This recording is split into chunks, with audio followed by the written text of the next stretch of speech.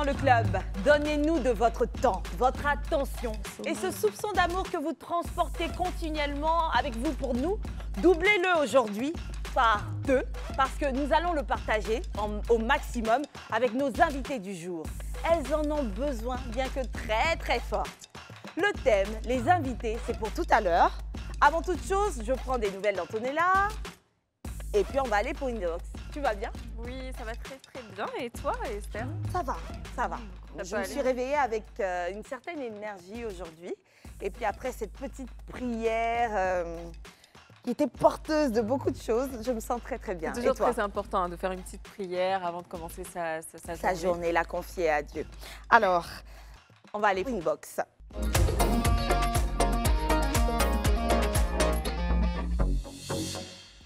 J'ai une liste de 3 messages à lire. C'est parti. On y va, bonjour à vous mes tatas, moi c'est Sylvie. Je vous suis depuis Abidjan dans la commune de Yopougon. Je vous aime beaucoup, surtout Tata Niki, sa forme et aussi sa manière de parler. Que le Seigneur vous garde et vous donne une longue vie. Gros bisous à vous, je vous adore. Nous aussi on t'adore. Tu as une beauté angélique là, ça fait du bien. Oui, ton elle a un petit swag sourire. quand même. Je pense que si Niki avait vu ce message, elle serait super contente. Elle allait faire un genre retour. Oh, oui, c'est I feel you. tu la connais bien, ça se voit. Non, en tout cas, franchement, on lui fera un retour. Et puis, merci beaucoup pour ce message. Merci ma chérie. On salue tout le monde à Yopougon. Le dernier message. C'est parti pour le dernier message. C'est du Cameroun. Donc, bonsoir mes CP. Moi, c'est Marietou. Je tiens à vous dire un grand merci pour votre émission. Ça m'aide beaucoup, vos thèmes au quotidien. Je vous aime, vous tous. Mais ma préférée, c'est Tantine Niki, puisqu'on se ressemble tellement. Oh, dis donc, malheureusement, oui. Niki n'est pas là. Franchement, elle a reçu tellement de beaux messages aujourd'hui. Franchement. Et elle rate cela. Niki, soit dit en passant, on pense à toi. Rétablis-toi très vite. On t'adore, ma chérie. Bisous. Alors, parlons de Niki. Elle s'est collée à la tâche des tutos du club. On va y aller maintenant. Hello, coucou CP et Poto. J'espère que vous portez à merveille. Petite nouveauté dans le club. Et oui, ce sont les petites recettes de Niki. Vous savez, j'ai toujours eu un amour fou pour la cuisine. Je pense que mon premier plat, je l'ai fait à 9 ans. C'était un foutou avec une sauce djumblé et du riz. Les parents ont apprécié et dès lors, j'ai développé une passion pour la cuisine. Alors le but de cette petite capsule-là, c'est juste vous partager de petites recettes à faire à moindre coût. Voilà, et à déguster entre amis et famille. Alors pour cette première édition des petites recettes de Niki, je vous propose un spaghetti kiosque, c'est-à-dire que le spaghetti des Abokila, mais revisité à ma manière. Donc les ingrédients sont déjà là, comme vous le voyez sur la table. On a les pâtes que j'ai eues à 500, le rognon que j'ai eu à 1000 francs, l'huile à 600 francs, les oignons à 300, la tomate boule à 300, la tomate pâte à 100 francs, l'ail à 100 francs, le sel à 100 francs, les assaisonnements, poivre et autres à 500. Donc on va réaliser ce spaghetti kiosque avec un total de 3500 francs. On va commencer par pré-cuire les pâtes. Pour la cuisson des pâtes, ça dépend de comment vous les aimez. Moi, 3 minutes, 5 minutes, c'est déjà bon. Donc on y va pour la cuisson des pâtes.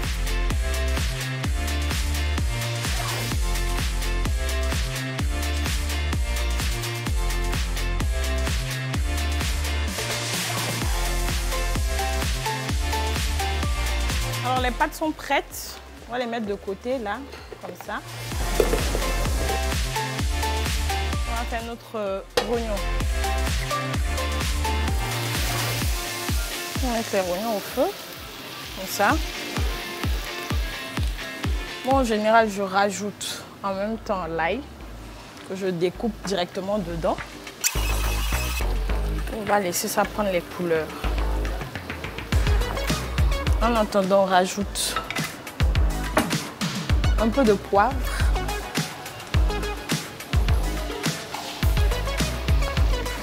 On attend que ça prenne bien la couleur avant de mettre le sel.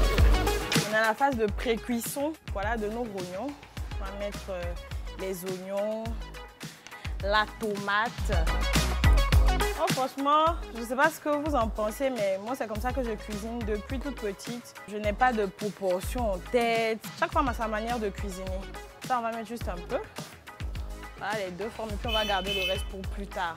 En même temps qu'on a mis ça, on va rajouter l'assaisonnement avec la tomate pâte. Donc, on met la tomate pâte, on met l'assaisonnement numéro 1, on met l'assaisonnement numéro 2, voilà, avec un tout petit peu de sel encore. On mélange le tout et puis on laisse ça cuire pendant 20 minutes comme ça.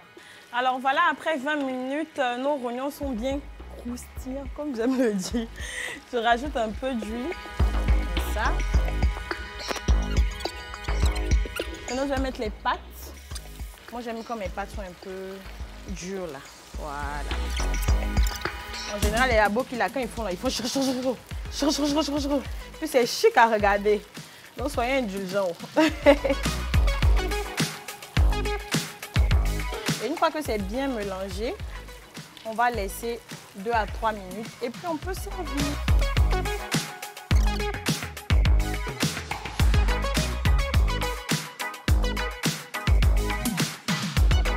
Bon bah voilà, hein, CP et Poto, mon plat de spaghetti kiosque. J'espère que vous avez pris un plaisir à cuisiner avec moi à ma façon. Moi, pour moi, ça a été un plaisir. J'espère qu'on va se retrouver encore une prochaine fois pour les petites recettes de Niki. Et cette fois-ci, là, je vous réserve un petit plat que tout le monde aime. Je sais que vous allez adorer. Donc voilà, à plus tard, j'ai mangé. Alors, miam, miam, miam. Bravo, Niki. Bravo. Les rognons, quand c'est bien assaisonné, de toute façon, c'est bon. Ça donne On trop sent envie. que c'est trop bon. C'est incroyable. Et en plus, c'était l'un de mes stages il n'y a pas longtemps. J'avais goûté, c'était tellement, mais tellement bon. Et là, de voir Niki en train de le faire, pour tous ceux qui se sont dit que Niki ne sait pas cuisiner, là, voilà, ça. Je pense surtout que ce jour-là, ils n'ont pas suivi l'émission en entier. Ouais. Donc, ils se sont basés sur 2 ou 3 voilà, pour se citer. Merci, Niki, pour cela. On est fiers d'elle. Ah, totalement. Totalement. Ça donne envie. Fierté, fierté. On va passer au vif du sujet. On va parler de la perte d'un être cher.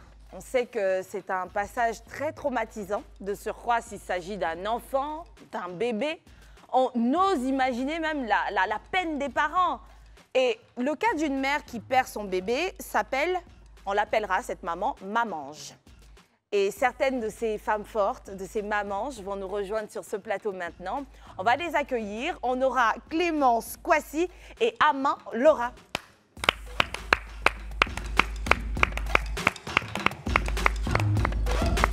Bonsoir. Comment allez-vous les mamanges, maman? Super. Ça va, super. Beaucoup de punch? Ouais. De On grandes a- dames, de belles dames, De très très élégantes. belles. Comme vous. Vous êtes magnifique. Merci, merci du compliment. On va commencer par toi, Clémence. Oui. Qu'est-ce que tu fais dans la vie? Je suis chef d'entreprise d'une entreprise de communication, consultance en communication et marketing. Et à côté de cela, je suis présidente de l'ONG Mamange Connect. Donc, j'ai initié l'ONG Mamange Connect en lien avec mon histoire. Je suis une mamange. En 2021, j'ai perdu mon fils. Et quand j'ai mené ce combat-là pour arriver à la guérison, je me suis dit, il faut que j'aille chercher d'autres femmes qui sont terrées dans le silence, dans la souffrance, en lien avec notre société, notre environnement qui nous bâillonne, qui ne nous permet pas de nous exprimer. Donc voilà, brièvement D'accord. présenter Clémence Kwasi. Exactement, personnage très inspirant, résilient. Et Merci. puis à côté de toi, on a Laura, Aman. Oui. Qu'est-ce que tu fais dans la vie? Qu'est-ce que tu veux partager de toi? D'accord, moi je suis responsable commerciale d'une Ok. entreprise La Place. Mhm. Voilà. Et moi aussi, malheureusement cette année, j'ai perdu un petit ange qui est là-haut et qui veille sur moi. Et j'étais vraiment dans la recherche de paroles. Je cherchais un groupe de paroles quand tout ça m'est arrivé. Et Dieu faisant bien les choses, je suis tombée sur l'ONG de Clémence. Ouais. Et c'est aujourd'hui, comme ça je que vous êtes veux, rencontrés? je veux partager ça aussi avec d'autres femmes parce que ça m'a beaucoup aidée, vraiment.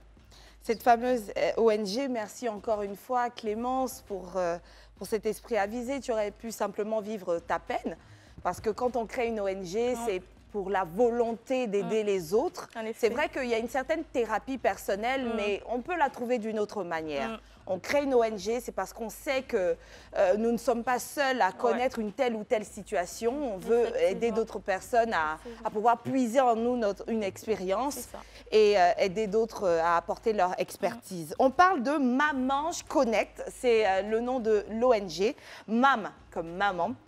Ange pour ces petits anges qui ont dû retourner au ciel, retrouver notre Créateur. Et Connect parce qu'elle parle d'un réseau, je suppose, hein, de mamans qui ont eu à perdre un enfant et qui se retrouvent soudées pour pouvoir aller de l'avant. Tu nous parlais brièvement comme ça de tes motivations, celle d'avoir perdu toi-même un enfant en 2021, dis-tu, et ça n'a pas été facile. Donc lorsque tu réussis pour peu de te relever, tu décides de créer l'ONG qui aujourd'hui, je suppose, à l'image de l'intégration de Laura, comporte beaucoup de femmes. Comment est-ce que s'est fait les premiers pas avec cette ONG? Comment se sont-ils faits? Le premier pas a été, on va dire, waoufique. Ok. Ça a été tout de suite, je suis entrée avec une thérapie que j'ai dénommée les Assises des Mamanges. Ça, c'était en quelle année? Tout de suite, là, le 23 septembre dernier. Ok. Wow, aussitôt. Aussitôt, Ouais. aussitôt. Donc, dès que je pense les Assises des Mamanges en août, c'est pour moi un impératif, au fait. Il faut y aller, il faut aller rencontrer ces femmes-là. Vous savez, le truc avec moi, et ça, je l'ai dit à toutes les femmes qui sont dans l'ONG, quand j'ai vécu cette situation, moi, je suis allée voir un psychologue. Voilà, j'ai fait ma thérapie durant 1 an. Mais vous savez, ce qui rend le combat de la guérison beaucoup plus long, c'est l'environnement, comme je le mentionnais tantôt. Quand tu sors de chez le psychologue et que tu reviens te retrouver dans ce même environnement, avec les mêmes paroles, cette même toxicité, souvent même pas fait à dessein, hein. Ça, je le dis tout le temps. Oui. On a été élevés, éduqués de cette manière-là. Un peu à la dure. À la dure. On se dit que l'Africain ne pleure pas, l'Africain est solide, encore plus la femme africaine. Donc, quand tu finis et que tu rentres à la maison et qu'il n'y a personne pour prendre le relais de ta thérapie, de tes acquis chez le psychologue, c'est à cet instant-là que je pense, je me dis, ben tiens, si j'avais d'autres femmes en face de moi qui vivaient cette situation, quand je sors de chez le psychologue, je sais que j'ai d'autres personnes avec qui continuer cette guérison, cette thérapie-là. Donc, c'est de là qu'est née Mamange Connect, de mon besoin personnel qui n'a pas pu voir le jour il y a 1 an ou 2 ans de cela. Je me dis aujourd'hui, il faut que j'aille, comme je le disais, toucher ces femmes-là, venir leur dire, mais venez, vous n'êtes pas seuls. Il y a beaucoup de femmes comme vous qui ont vécu cette situation, qui n'attendent que vous pour parler de ça. Elles ont besoin d'apprendre de vous. Un partage d'expériences et de témoignages. Je le dis, les histoires sont différentes, mais on est toutes liées dans la douleur. Exactement. Donc, liées dans la douleur pour aujourd'hui arriver vers le bonheur. Donc, c'est ça l'objectif de Et Mamange ce Connect. bien-être qui se communique gratuitement, parce que bon, voir un psy sous nos cieux, on sait que ce que ça pourrait coûter coûte pendant les yeux de 1 la année tête. dans ton cas en plus. Et donc aujourd'hui, tu as des sœurs, des amis avec qui tu partages la chose. Et Laura, qui vient à peine de connaître cette perte, on ose imaginer, hein, je l'ai dit. Nous, dès qu'on essaie de toucher du doigt, ça donne des frissons. Bien sûr. Tu as la chance, par contre, toi, tout de suite, de trouver ce groupe de soutien, Mamange Connect. Comment se font les connexions à votre niveau? Comment tu tombes sur cette adresse? D'accord. Donc, comme je l'ai dit tout à l'heure, déjà, je suis dans la recherche, je partage. Je veux parler. C'est vrai que je suis entourée, mais j'ai l'impression que ceux qui sont autour de moi ne comprennent pas forcément ce que je vis. Donc, j'ai un vide à combler. Donc, je recherche des groupes de parole sur les réseaux, sur Google, un peu partout. Et un jour, vraiment, comme par hasard, j'ai une amie qui m'envoie l'affiche de Clémence pour les Assises des Mamans, la première édition. Donc, je regarde, ça a l'air de ce que je veux, mais c'est pas ce que je veux d'apparence. Et j'hésite à y aller, vraiment. Je la contacte, je lui dis, je vais venir, mais je vais prendre ma place quand je serai sur place, pas maintenant, parce que je suis vraiment dans l'hésitation. Et avec beaucoup de réflexion, je me lance. J'arrive parce que j'ai peur, je crains le regard des autres. Je suis encore beaucoup dans les pleurs, dans la dépression et tout. Et j'arrive en retard, je me mets derrière et j'observe vraiment avec beaucoup d'appréhension. Et là, j'entends un témoignage et je fonds. D'une des dames qui étaient là. Oui, je fonds en larmes, je suis brisée. Je cours dans les toilettes. Et quand je reviens, c'est dans l'optique de prendre mes affaires pour partir. Et ma voisine me retient. Elle me tient la main comme ça, sans forcément parler. Elle me passe la main dans le dos. La voisine pour me qui ne te connaît pas. qui ne me connaît absolument pas. Tout de suite, il y a cet Pour amour. me dire, Ce lien-là. calme-toi, je suis avec toi. Donc je redépose je te le sac. comprends. Et à la fin, je continue d'être en larmes. Je continue d'être en larmes. C'est là que Clémence m'observe de loin et tout. Et il se fait vraiment tard, la cérémonie est terminée. Je décide de dire au revoir et de partir. Et en échangeant, elle me dit « Assieds-toi, on va parler ». Et on commence à parler. C'est comme ça que tout part. J'arrive à extérioriser tout ce que j'ai, à sortir tout ce que j'ai. J'ai quelqu'un qui a vécu la même chose que moi, et pas qu'une seule personne, plusieurs, et je comprends. Et après, je commence à voir clair parce qu'elles ont passé certains caps que je n'ai pas passé. Du coup, je commence à avoir des réponses et ça soulage. Ouais, Encore ça un peu trop frais pour toi. Exactement. Alors du coup, Maman Je Connecte, c'est neuf. C'est encore à l'état peut-être embryonnaire, mais je suis sûre que, étant une femme de vision, tu sais exactement là où est-ce que tu veux aller avec cette ONG. Quelles sont les actions que tu prévois de mener ou celles que vous effectuez à ce jour? Au départ, quand je lance les assises des Mamanges, je pense à un événement annuel où on va se rencontrer, mais je garde le lien avec toutes ces femmes-là. Mais en évoluant, on finit les assises. Il y a ce groupe WhatsApp qui est créé au moment de l'organisation de l'événement. Je me rends compte que ces femmes-là maintiennent le besoin de toujours parler, au fait. Donc, ça me ramène à quoi? Aux besoins premiers qui créent les assises des Mamanges. Donc, du coup, il y a ce groupe WhatsApp dans lequel on échange fréquemment avec des thématiques en lien avec la paix d'un enfant, où chaque dame donne son approche, son avis vis-à-vis de cela. Et je pense maintenant par la suite un événement dénommé la cohorte des Mamanges, qui est par contre un rendez-vous mensuel, soit en présentiel ou en ligne. Donc aujourd'hui, quand on va travailler le mental avec Madame Pouan-Odile, à qui je fais un coucou, qui est psychologue et qui a décidé aujourd'hui d'accompagner l'ONG gratuitement, toutes ces femmes-là gratuitement. Wow. Quand on finit le travail émotionnel et qu'on agit sur le physique, il faut aller maintenant à la recherche de l'autonomisation. Voilà. Donc aujourd'hui, dans mes activités, je mets en avant tous ces trois pans. Donc il y a les assises des Mamanges, rendez-vous annuel. Et il y a la cohorte des Mamanges, pardon, rendez-vous mensuel. Et les assises des Mamanges posent ses valises très prochainement au Bénin. Parce que quand on a fini l'édition d'Abidjan, comme ça, les Béninoises ont vu, parce qu'il y avait une dame béninoise qui était là, ma sœur, elle est maintenant une sœur pour moi, elle s'appelle Anago Bignon-Nadège, elle est auteure du livre « En paix avec la vie, comment guérir de la paix d'un enfant ». Elle a effectué le déplacement spécialement pour l'événement. Voilà, donc elle était là, elle a fait ce cœur à cœur avec nous. Quand elle a fini, qu'elle a publié sur ses réseaux, les Béninoises qui ont vécu cette situation ont dit on veut rencontrer cette dame. Donc je pose mes valises comme ça le 18 novembre prochain à Cotonou pour cette assise-là. Donc ça va tellement vite pour moi et ça me fait plaisir parce que je me rends compte qu'aujourd'hui, des personnes qui ne me connaissent pas me font confiance. On m'écrit sur WhatsApp, bonjour, c'est vous Clémence, la créatrice de Maman Je Connecte. Ça me fait tout de suite plaisir. Vous verrez mon sourire quand je suis derrière mon téléphone à recevoir ces messages parce qu'il n'y a rien de plus gratifiant pour moi aujourd'hui de dire un mot à cette femme en face de moi qui est blessée, qui est dans le désarroi, pour la remonter tout de suite et pour qu'elle sache que la Clémence d'hier était parfaite comme elle, mais aujourd'hui, elle est là où elle est. Bien sûr, c'est très important et franchement, bravo, oui, ça s'applaudit. Alors moi, je voulais quand même savoir, parce que tout à l'heure, vous avez parlé de la femme africaine, que c'est très compliqué, que chez nous, dans notre société, la femme africaine, c'est un peu mal vu de pleurer comme ça. Pourquoi, selon vous, aujourd'hui, quand on est une femme et qu'on vient de perdre un bébé, pourquoi c'est compliqué, pourquoi c'est encore tabou dans notre société d'en parler? On va revenir à notre essence africaine, éduquée comme ça. On nous dit, moi je prends le cas des hommes, un homme ne pleure pas.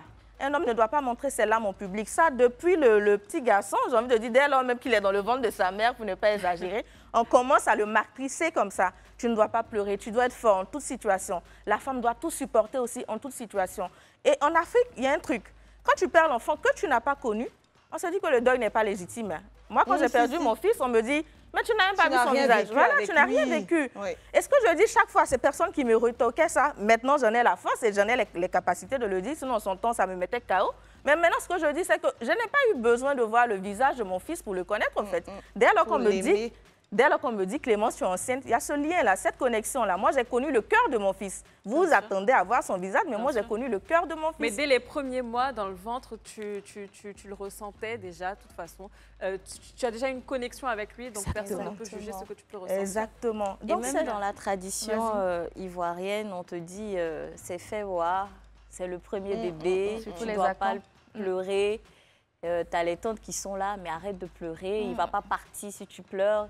Il est là, il va rester autour de toi, tu ne pourras plus faire d'autres enfants.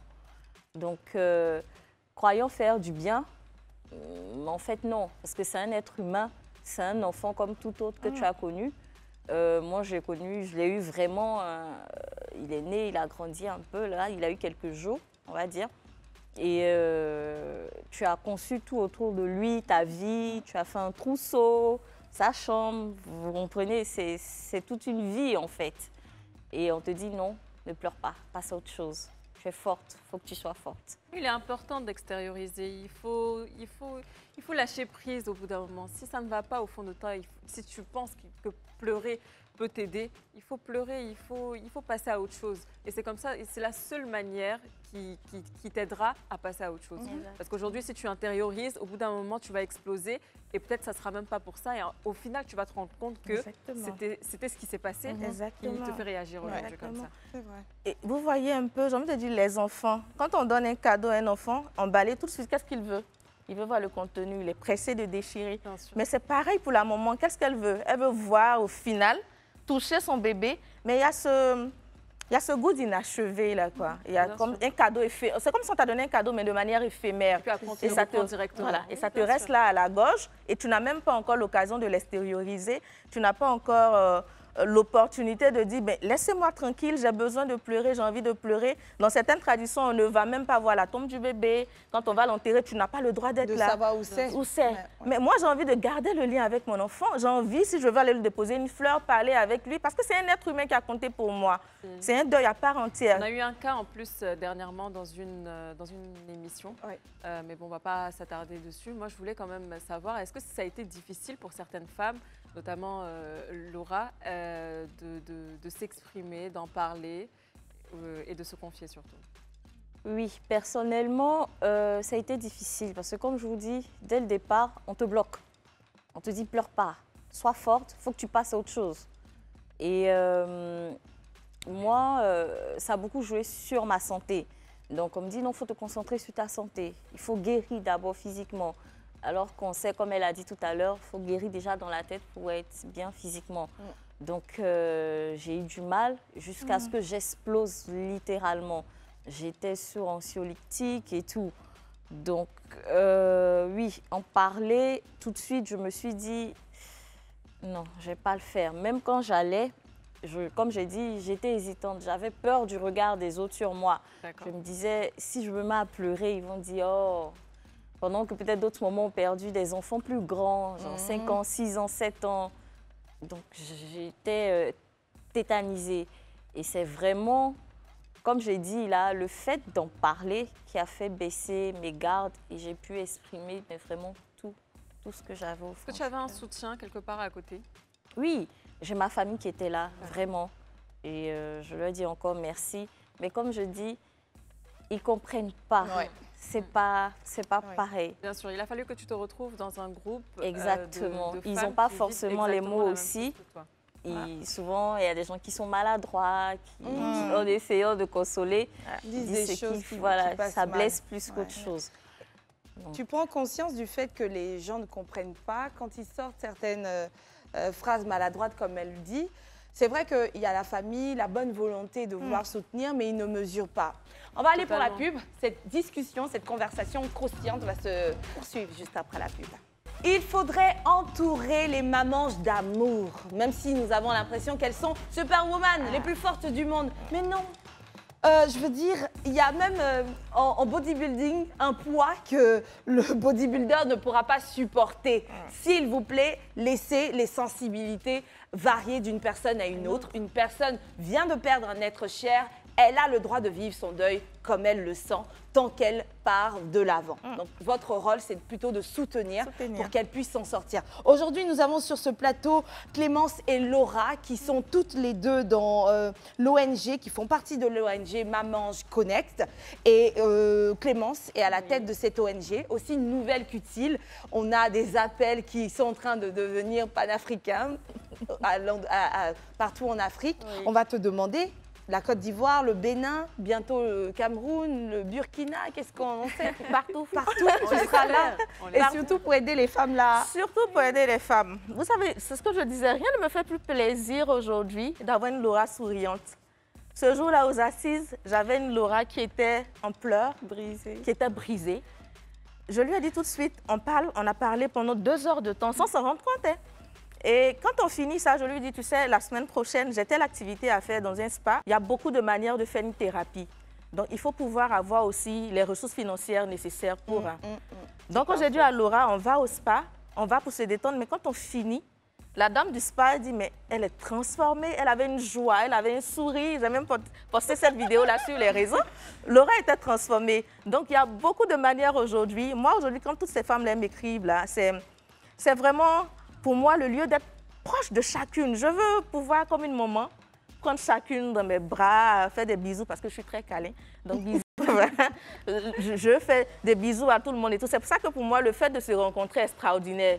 Je ne suis pas beaucoup au réseau, les directs, c'est vrai que c'est ce qui marche aujourd'hui, mais moi, je suis très présence humaine parce que je me dis, quand je vois une personne, ce que je lui apporte est beaucoup plus significatif que quand je suis derrière mon écran. Mais malheureusement, on est obligé de s'adapter à ce qui marche le plus aujourd'hui. Et puis aussi, pour toucher des mamans à l'extérieur, il faut évidemment les raisons en attendant qu'on puisse se retrouver, je l'espère très prochainement. Et tu parlais de cet échange, le premier jour où vous vous rencontrez, elle se livre à toi, mais je suppose que si elle a entendu le témoignage d'une dame qui l'a touchée, c'est parce qu'il y a ce fameux moment où il faut livrer le témoignage devant les autres femmes. Est-ce que c'est facile pour chacune d'elles de venir partager son expérience comme ça avec les autres, témoigner? C'est vraiment pas facile. C'est pas du tout facile parce que déjà, même avec tes proches, tu as l'impression d'avoir le regard des gens sur toi. Comme tu l'as dit tout à l'heure, il y en a qui te jugent, qui sont maladroits dans les mots. Donc, tu as peur de t'exprimer. Après, comme je dis, même moi, aujourd'hui, pour venir, ça a été un peu difficile parce que ce n'est pas tout le monde qui est au courant. Je me suis dit, mais c'est mon côté sensible, comme on dit, c'est ma vulnérabilité, en fait. Donc, l'exposer comme ça, oui, tu as un peu d'appréhension, mais ça fait du bien. Et je l'ai dit, si moi, je ne parle pas, qui va parler? Parce que tout le monde doit se dire, non, moi je peux en parler, moi je peux en parler. Mais le fait d'en parler touche forcément quelqu'un. Touche obligatoirement quelqu'un. Donc, je vais le faire, je vais parler. Et tout de suite, ça fait du bien. Même quand je venais, j'avais ce petit cœur qui tiraillait. Parce que à chaque fois que j'en parle, ça crée l'émotion. Mais quand j'en parle, ça descend. Le sentiment est partagé. Donc, il faut vraiment parler. Même si ce n'est pas à des proches, si c'est à des inconnus, parce que j'ai même eu à parler à des inconnus. Je me suis prenée à écrire sur Instagram à des inconnus pour parler, à écrire sur des bouts de papier que je déchirais parce qu'il fallait que je me libère. Ça se comprend, hein? Peu importe le nombre d'années, on accumule, mais il faut que ça sorte. C'est au bout de combien de temps que tu as pu parler aux autres femmes? Après ton premier... au bout d'1 mois de deuil, c'est là que j'ai ressenti le besoin d'en parler. C'est là que j'ai commencé, on m'a dit, j'ai commencé à écrire. J'écrivais, j'avais le dessous de mon lit qui était rempli de papier. On m'a dit, non, casse des assiettes, ça va t'aider. Parle un psy. Oui, j'ai cassé. On peut tout essayer. Parle un psy. Bon, un psy, c'est quand même silencieux aussi. Ça reste là, ça t'écoute, ça n'échange pas vraiment. C'est plus de l'écoute. Donc, j'ai une amie en France qui a vécu la même chose, qui me disait, elle a participé à des groupes de parole qui l'ont aidée. Donc, c'est comme ça qu'elle et moi, on se met à chercher. Qui en a ici? On n'en trouve pas. Et désespérée, je baisse les bras, je sombre dans ma dépression. Et puis, dans la dépression. Dans la dépression. Ce n'est pas ta dépression. C'est vrai, hein, il faut le dire aux gens. Il ne faut pas mettre des mots négatifs sur S'approprier, soi, exactement. s'approprier. Ouais. Donc, ma maladie, ma dépression. Non, non, non, la maladie, la dépression, parce qu'elle va partir. Voilà, C'est elle est ça. le passage dans ta vie. Et puis, bon, je reçois la fiche pour les assises des mamans. Voilà, donc c'est, on va dire, le petit miracle que j'attendais, en vrai. Ça m'a tout de suite, parce que je croyais que j'allais rester comme ça durant toute ma vie. Franchement, dans cet état-là, tu te dis, je vais jamais sortir du deuil, je vais être malheureuse toute ma vie, je ne pourrai pas avancer et tout. Et non, c'est pas facile. Il faut vraiment se lancer. Une fois que c'est fait, tout sort, ça part tout seul et on est libéré. Là, on voit hein, le petit Je coaching. vois qu'Esther est quand même un peu bousculée. Je suis très bousculée et en fait, je vois la lueur dans ses yeux. Il y a une énorme reconnaissance que je ressens d'elle par rapport à toi. Et pendant qu'elle parle, on a l'impression de voir un enfant qui s'exprime à des gens et qui regarde son parent pour savoir s'il approuve ses dires.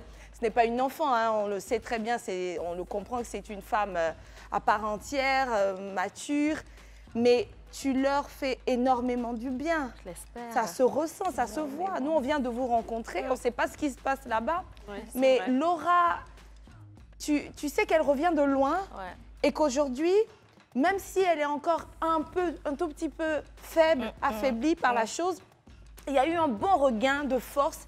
Et ça, c'est grâce à toi, Clémence. Merci. Et c'est ce qui m'intriguait. En fait, je la regarde, je vois ses yeux. Et je suis là, j'ai froid.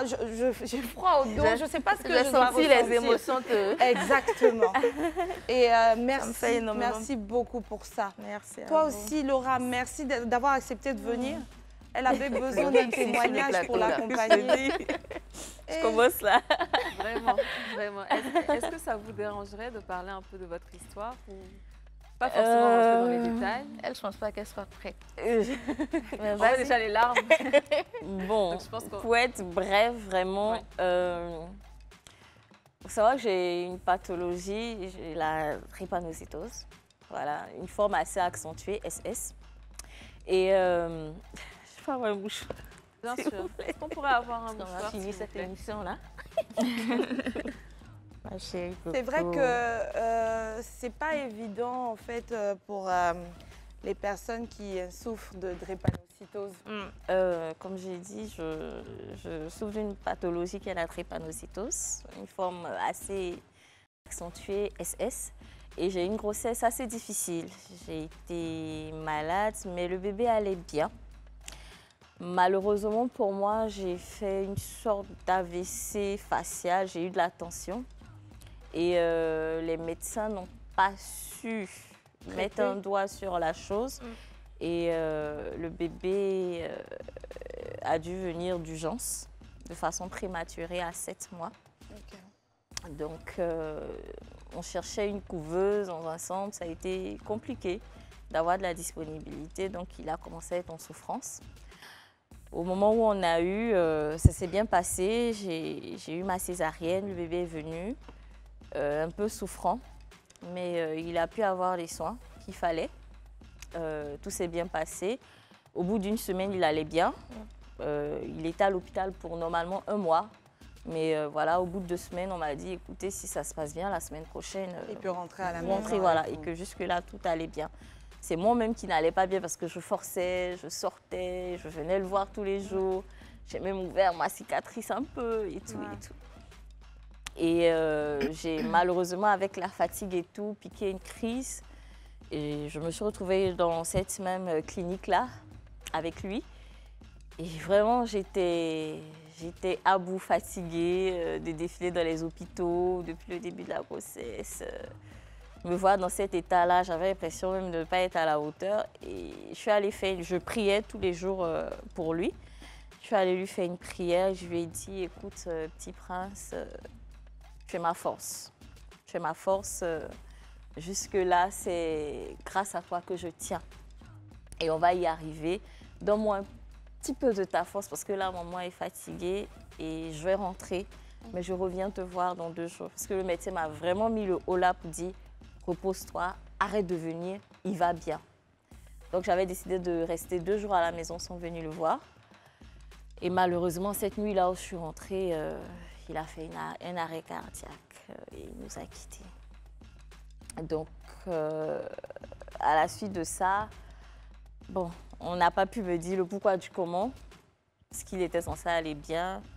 Et ça a été le gros choc, quoi. Voilà. Mais, Vraiment désolée. Nos sincères condoléances à toi, Laura. On est vraiment désolé que les choses se soient faites si difficilement depuis le début, finalement. Depuis le début, la grossesse a été difficile à porter. L'accouchement, il naît dans des conditions, la recherche de couveuse. Il arrive et lui-même, savoir qu'il a souffert un peu avant de partir. Donc je pense que tu es intriguée à plusieurs niveaux. Et c'est même fort de ta part de réussir seulement quelques mois plus tard à te retrouver sur un plateau télé pour témoigner dans cet esprit bienveillant, de vouloir aider également d'autres femmes en partageant ton expérience. Et toi, Clémence, à toi encore le grand merci pour cette initiative. Bien sûr. Plaisir pour moi. Ça date de 2021. Est-ce que tu veux partager à ton tour ton expérience? Oui, ça ne me dérange pas. Alors, je commence par quoi? Moi, j'ai vécu une grossesse aussi difficile, même si je n'ai pas de pathologie. Je tombe enceinte au bout du 3e mois. J'ai une perte du liquide amniotique en partie.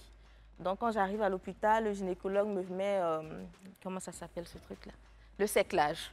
Il me met un séclage et il me met en arrêt de travail jusqu'à l'accouchement. Donc, je suis à la maison. Vous savez, C'était à combien de mois? à 3 mois. 3 3 mois. mois. Ok. J'ai compris à cet instant-là pourquoi est-ce que quand les vieux sont malades, ils ont besoin de personnes autour pour les soutenir et tout ça. Parce que la solitude à ce moment était frappante. Je suis à la maison, je suis seule. Tout le monde va au travail parce que malheureusement, j'ai envie de dire, la vie continue. Bien sûr. Je reste en position couchée, matin jusqu'au soir, sur mon dos. Je n'ai ni le droit d'aller à gauche, ni le droit d'aller à droite. Parce que dès que je bouge, il y a une petite perte d'eau. Donc, à chaque fois, un petit mouvement, je perds de l'eau, malgré le séclage. Donc, ça a été vraiment très, très pénible jusqu'à 7 mois, où le médecin m'annonce une bonne nouvelle. Il me dit, je répète ses propos, il me dit, ton fils, quand il va naître, même le diable aura peur de lui, hein, parce qu'avec tout ce que tu as vécu là, je me demande comment est-ce que l'enfant a pu tenir, quoi. Il n'y a même pas assez d'eau en fait, pour permettre à un bébé de tenir dans ce contexte-là. Mais il est là quand même et il est tellement fort, il a tellement beaucoup de force, il est tellement bien maturé qu'au bout de 2 semaines, moi, je te le sors, au fait. Donc, passons juste 2 semaines, tu as ton bébé. Et c'est bon. Et c'est bon. Qu'est-ce que je fais? Je cours partout. J'achète partout. Je prépare la chambre du bébé. Le mur avec son prénom. Je vous dis qu'on fait tout, absolument tout. Le trousseau est prêt. Parce que je me dis, je n'ai que 2 semaines. 3 jours après, je ressens des douleurs. Vraiment pas très normales. Je l'appelle, il me dit, viens automatiquement. La seule chose que je fais, c'est de me lever pour aller à la salle d'eau. Dès que j'arrive, je sens comme quelque chose qui tombe, quelque chose qui descend. Et automatiquement, on arrive à l'hôpital. Le médecin est beaucoup plus choqué que moi. Il me dit, c'est le placenta qui n'a pas tenu malheureusement. Le placenta s'est décollé, le cœur du bébé s'est arrêté. Donc, il me le dit avec beaucoup de peine parce que je me permets de le dire, mon gynécologue, c'est un peu comme un 2e père pour moi. Et il a cru aussi, hein. Il a cru, il s'est dit, bon, on va voir ce petit-fils-là. Il me dit, ça va marcher. Il me dit, dès qu'il naît, tu viens à la maison, on tue un mouton, on mange et tout. Voilà. Donc, tout le monde était enthousiaste et tout le monde me félicitait. Vraiment, bravo, tu as pu tenir 7 mois. Donc, je me disais, comme je le disais, ce goût d'inachevé, mais j'étais à 2 semaines, au fait. Pourquoi? Après, c'est toutes ces questions-là, au départ, qui viennent troubler notre santé mentale. On se demande, moi qui suis chrétienne, Seigneur, pourquoi me faire tenir jusqu'à 7 mois si tu sais qu'au bout de 2 semaines, je ne pourrais pas tenir, au fait. À 3 mois, quand je suis enceinte, là, quand j'ai perdu les os, pourquoi ne pas avoir perdu le bébé en même temps? Je serais jusque-là passée à autre chose, on dira ça comme ça, mais pas forcément. Mais peut-être que j'aurais mieux vécu la situation que de me laisser porter un enfant jusqu'à 7 mois. Et quand je me dis, bon, j'ai mon enfant dans 2 semaines, et puis bon, voilà comment ça s'est passé. Ça a été difficile, comme je le dis. Mais voilà, Dieu faisant grâce, aujourd'hui, on en est là. Alors, Laura, est-ce que toi, de ton côté, cette association t'a beaucoup aidé? Oui, ça m'a beaucoup aidé. Non seulement, comme j'ai dit, le fait de pouvoir parler et de pouvoir me rendre compte aussi que ça me détruisait, même physiquement. Là, comme elle disait, la semaine qui a suivi, on est allé au spa. Et je m'étais rendu compte que j'étais enfermée chez moi, sans lumière, sans rien, pendant près de 2 mois. Et malgré la couleur de ma peau, je ne pensais pas que ça pouvait m'arriver. Le jour où je suis sortie au bout de 2 mois enfermée, mais vraiment enfermée, parce que ma famille m'emmenait tous mes besoins, je ne sortais vraiment pas. Et on me ramenait tout à la maison. Quand je suis sortie, ma peau a cramé, j'ai brûlé. Parce que j'avais porté un truc fin, donc tout là a brûlé. Et j'avais la peau irritée, vraiment. Donc, quand on est allé au spa, on a fait tous les soins. Ça m'a fait du bien. Je me suis touchée, j'ai retrouvé ma peau toute douce. Je me suis dit, ah, mais... Et ça m'a donné un regard. Je me suis dit, écoute, je suis une femme coquette, j'aime me faire belle et tout. J'avais laissé tout ça. Je suis maquilleuse, je ne touchais plus à mes pinceaux. Donc, même physiquement, je me suis rendu compte que... je ne rentrais plus dans mes vêtements, j'avais perdu énormément de poids et tout. Quand je suis rentrée chez moi, j'ai dit non. J'ai enlevé tous mes boubous, mes vêtements de grossesse. J'ai mal au sein. Je les portais encore, hein. Je les portais encore, j'ai remis mes anciens vêtements. J'ai dit non, ça va, je vais... Et oui, ça m'a fait du bien. Du coup, j'ai commencé à envisager le lendemain. Tu peux dire aujourd'hui que tu te sens un peu plus apaisée? On va dire que j'ai accepté qu'il soit parti. J'ai accepté qu'il soit parti. La paix, je la cherche encore un peu. Je la cherche encore un peu parce que souvent, un petit rien te ramène à tout ça et tu as encore des questions sans réponse qui traînent. Donc, ce n'est pas évident. On va dire j'ai des jours sans. Puis, j'ai des jours avec. Ouais, c'est ça. Après le décès d'un enfant, voilà, il y a cette phase d'acceptation qui n'est pas difficile à atteindre. Et Laura vient de nous le livrer. Nous revenons juste après la pub pour la suite. Nos mamans sont sur ce plateau avec nous dans le club. Aujourd'hui, on parle de la perte d'un enfant. Nous avons 2 femmes qui ont vécu cette situation. Elles sont membres de l'ONG Mamange Connect. Et Laura qui nous expliquait que l'une des phases les plus difficiles, c'est d'être en train de vivre la réalité, mais d'accepter que cela nous arrive après avoir fait le trousseau, après avoir préparé une chambre pour le bébé et aujourd'hui devoir déménager tout ceci. Comment ça se passe lorsqu'on sait que plus personne, en tout cas pour un moment, une période, n'utilisera ses affaires?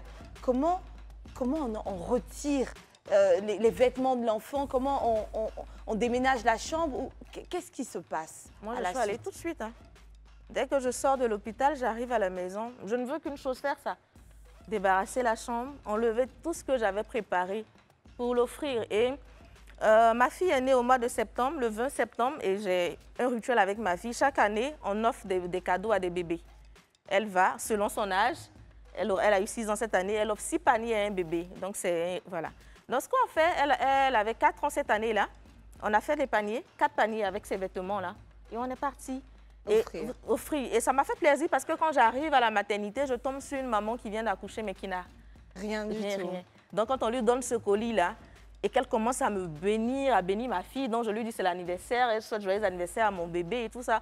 Je me dis, voilà, comme mon fils s'appelait, on l'avait appelé, pardon, Sekani, qui signifie joie. Je dis, mais voilà que tu es parti.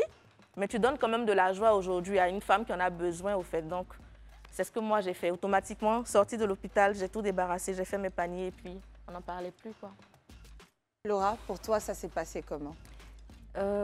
Pour moi, franchement, c'est ma sœur.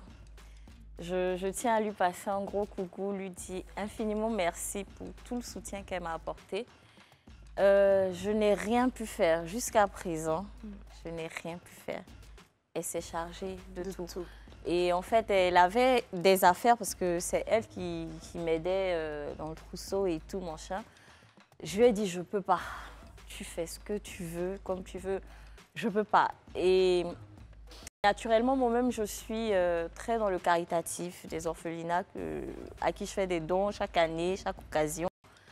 Un jour, j'ai reçu un appel d'un orphelinat où je vais souvent. Parce qu'il ne me voyait plus depuis un moment. Donc, ah, mais Miss Amon, on ne vous voit pas, ça va, vous n'êtes pas malade, on espère. Sinon, ah, les enfants vous réclament. J'ai craqué. Et elle s'est rappelée, elle dit, ah oui, il y a aussi les orphelinats que bon. De toute façon, elle s'en est chargée. J'ai rien pu toucher, j'ai rien pu faire. Elle a géré tout ça. Je ne pouvais pas, j'avais pas la force. Laura, on va oser te demander, est-ce que c'est ta seule grossesse? Est-ce que tu as eu des enfants avant cela? Non. J'ai déjà eu une fausse couche, mais c'était ma première. C'était la première grossesse. Grossesse qui a abouti, on va dire. Okay. Et Clémence, c'était la seconde, si j'ai bien compris. C'est cela. Mais naturellement, on envisage d'en refaire d'autres, de part et d'autre. Pour ma part, oui. Laura, encore un peu d'appréhension. Encore un peu d'appréhension. Oui, le moment, c'est pas l'heure du jour. Je prends le temps de guérir, de me soigner. Après, comme je dis, j'ai des enfants aussi dans les orphelinats que j'aime beaucoup de tout mon cœur. Et je me dis, peut-être si je suis prête, pourquoi pas commencer par là. Toi qui sembles plus informée, ayant une approche plus sage sur la chose, comment est-ce que tu crois que les parents devraient aborder la question quand on en a un qui dit « retentons la chance maintenant » et l'autre qui ne semble pas prêt à le faire? Qu'est-ce qu'il faut faire exactement? Comment aborder la chose? Moi, aujourd'hui, le premier conseil que je donne à tout ce que je rencontre, maman ou papange, c'est d'aller voir un psychologue. Ça, j'insiste dessus. Vous savez pourquoi? Laura a dit tout à l'heure, quand tu vas voir le psy, tu lui parles, il écoute seulement. Oui, il écoute seulement, mais en même temps, quand tu quittes de chez le psy, il te donne des directives. Moi, ce que j'ai fait, c'est que je suis allée avec mon époux. D'accord. Il ne voulait pas au début. Il a dit comme tout le monde, tu vas chez un psy, mais ça, c'est pour les blancs. Les fous. Voilà, on pensera que tu es folle et tout, qu'on est fou. Mais quand par la suite, la psy fait un courrier de recommandation et qu'on arrive à le faire venir, il se rend compte que s'il n'était pas venu, en effet, peut-être que notre couple aurait implosé à un moment donné. Parce que moi, je cherche à guérir. Toi, tu ne cherches pas à guérir. À un moment donné, tu vas me tirer vers le bas, malheureusement. Quand moi, je serai à un stade avancé de guérison, c'est maintenant que toi, tu vas certainement vouloir vider tes émotions. Donc, je me dis, il faut que les couples se mettent à l'esprit, à l'idée que nous ne sommes pas seuls. Nous n'avons pas à vivre cette douleur-là de façon séparée. C'est vrai que c'est deux personnes avec des identités, des sensibilités différentes. Mais en fin de compte, on a eu cet enfant ensemble. Là. Si on a pu se mettre ensemble pour concevoir, on peut se mettre ensemble pour chercher la solution. Donc, que vous voulez, guide religieux, spirituel, ça dépend de chacun.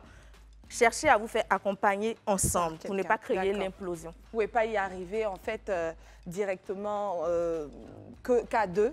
Parce que là, il s'agit de quelque chose qui très certainement vous dépasse. Et vu que, comme tu l'as dit, les sensibilités sont différentes, on les vit différemment. J'ai même cru comprendre que très souvent, les hommes sont dans une forme de déni les premiers mois, alors que la femme, comme tu l'as dit, elle va tenter tout de suite de rentrer dans le processus de guérison. L'homme qui peut être rattrapé par la chose quelques temps plus tard. Et donc, on doit aller dans un relais. Aujourd'hui, c'est un qui semble plus fort, mais dans le fond, qui est affligé, mais qui devra soutenir l'autre, le porter, ainsi de suite. J'essaie parce que je ne peux pas comprendre aussi bien que vous ce qui se passe. Est-ce que vous aurez un message, une forte pensée dont seul vous avez le secret à donner à toutes ces femmes qui vivent cette situation? Alors, ce que j'ai envie de dire aujourd'hui, c'est que maman d'un petit ange, peu importe là où tu te trouves, peu importe ta situation géographique, sache que tu n'es pas seule. Il y a Maman Je Connais qui est là, avec à sa tête Clémence Kouassi, et toutes ces femmes magnifiques, extraordinaires qui ont vécu cette situation, qui vient comme pour nous désarmer. On ne s'y attend pas, on n'est pas préparé, on est tout de suite dans le désarroi, on a peur, on vit tous ces sentiments, la colère et tout ça. Mais venez à Maman Je Connais, venez nous rencontrer, venez qu'on se parle avec bienveillance, sans jugement. Ici, on se donne vraiment beaucoup, beaucoup, beaucoup d'amour parce qu'on se comprend. Il faut avoir vécu une situation pour comprendre, donc on se comprend. Nous vous attendons. Merci beaucoup. Il n'y a pas de peine négligeable. J'ose espérer que tu ne te sentes pas faible, Laura. Tu viens de perdre ton ange, d'accord? Le cas de Clémence date de 2021. Clémence pouvait être aussi faible que toi. Chacune a son processus. Les choses évoluent différemment d'une personne à une autre. Tu as le droit de ne pas vouloir parler de certains pans de cette histoire. Tu as le droit de vouloir en extérioriser d'autres. Le plus important, c'est que là où certaines sont parties au suicide, toi, tu es assise là. Tu crois en la vie. La seule chose qui te dérange, c'est qu'il y a eu ce passage au noir. Ce n'est qu'un passage au noir. Qui parle de passage dit phase. Tu vas aller vers d'autres choses. Tu vas être maman jusqu'à... Et tu as tous ces petits enfants dans les orphelinats qui ont besoin de leur maman, Laura, super maman. Franchement, mon admiration pour ton cas, aussi récent qu'il soit, déborde. Je perds les mots aujourd'hui. Antonella, ça va pas. On a beaucoup du mal à tenir cette émission parce que c'est vrai que chaque cas et tous les cas à chaque fois ont été entraînants. Mais le fait que tu sois en plein dedans encore et tes yeux sont très expressifs, c'est intimidant pour moi, pour nous. Bravo, merci encore une fois d'être là. Ne perds pas ta prière. N'oublie pas que tu as des sœurs, une communauté. Et si toi, tu es plus digital, apporte. Il faut tirer Clémence à cela. La cible est partout. On a celles qu'on peut toucher du doigt et on a celles qui suivent un message sur Internet et puis Exactement. Jusqu'à peu, si je peux me permettre, je n'étais même pas sur Facebook. Hein. Non. J'utilisais que WhatsApp et Instagram vraiment au passage. Mais là, j'ai dû créer une page Facebook parce qu'en effet, tout le monde me contacte, comme je dis, de la France. Donc, du coup, qu'est-ce que tu fais? Tu es obligé de créer cette page pour donner beaucoup de visibilité. Bien sûr, il y en a qui sont beaucoup plus habitués à Facebook que les autres. On me demande là, on me challenge, mais fais des directs sur Facebook. Va créer la page TikTok. Je dis, mais vous voulez me tuer? Et après, on ne se rend pas compte, mais on est nombreuses, Mais nombreuses, des milliers. On est nombreuses, des milliers. vraiment. Moi, c'est vraiment ce qui m'a surpris. J'ai voulu apporter mon petit bout de quelque chose dans cette ONG-là, parce que je me suis dit, waouh. Un gynécologue en parlait un jour sur ce plateau. On néglige le pourcentage de fausses couches et que c'est comme un fait qui fait partie du processus. C'est-à-dire, ça ne veut pas dire qu'une femme a un problème. Elle fera des enfants, elle peut faire des fausses couches et en faire d'autres. C'est une réalité. Et il y en a qui vont arriver jusqu'à terme et malheureusement, ça va arriver. Donc, non, messieurs, non, mesdames qui ne l'ont pas connue comme nous, il ne faut pas croire que c'est rien. Elles sont nombreuses et ce type d'ONG sont très utiles.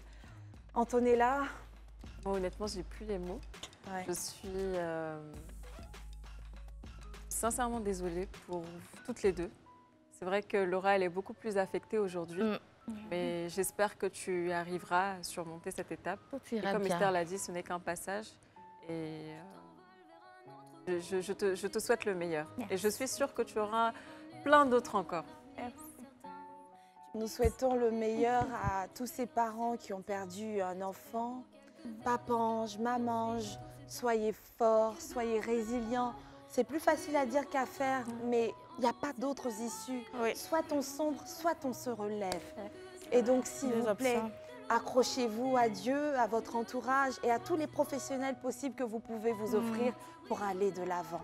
Main dans la main, on va le faire, on va être connectés comme elles le font dans Maman Connect. Et j'espère qu'on pensera aussi à créer ce type d'initiative pour les papas.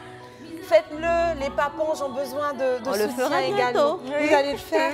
Cette dame, c'est un esprit. Les papanges m'ont déjà contacté, donc on y va pour le mois de décembre. Oui, les papanges. On arrive.